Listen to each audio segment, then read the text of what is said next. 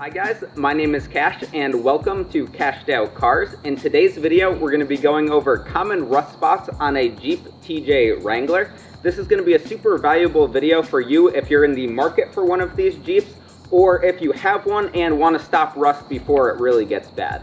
Let's get right into it. So to start out here, we get common rust on top of this fender here. It's really easy for rust to start here because this thing's pretty flat. So if you get any scratches, it'll just rust and get bad pretty quick.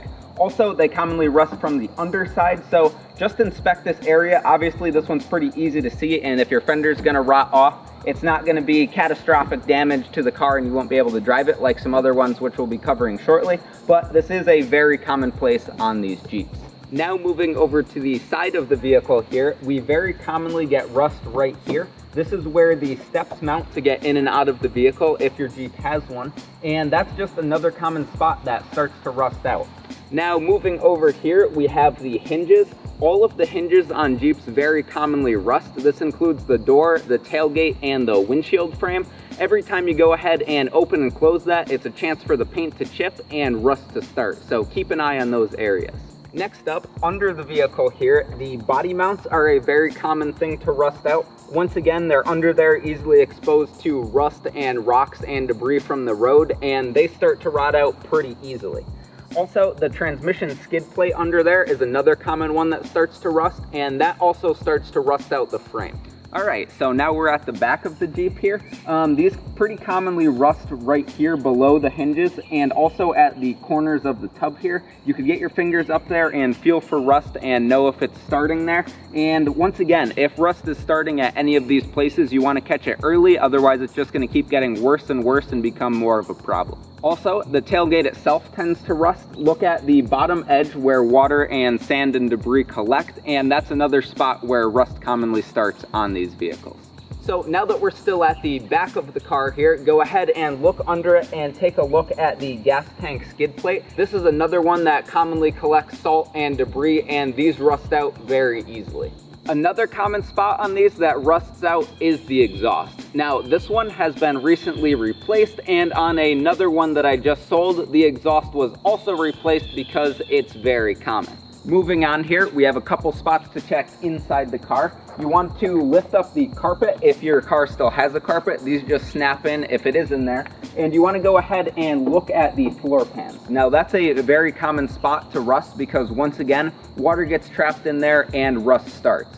Another spot to check is the windshield frame on both the inside and the outside. I'll show you a couple clips of this one now, but you want to get right inside here and look at the bottom of the windshield frame and see if there's any rust starting there. And on the outside, it'll be a lot more visible. The last exterior thing to check before we get to the super critical frame things that you're going to want to check is check around your door frames. Now, I don't know how common this is, but on this one there's some little rust bubbles starting all the way around the frame, so just keep an eye out. To wrap up the body and exterior of this car, you definitely want to once again stop rust early, stop it before it gets bad, and then you'll be in good shape.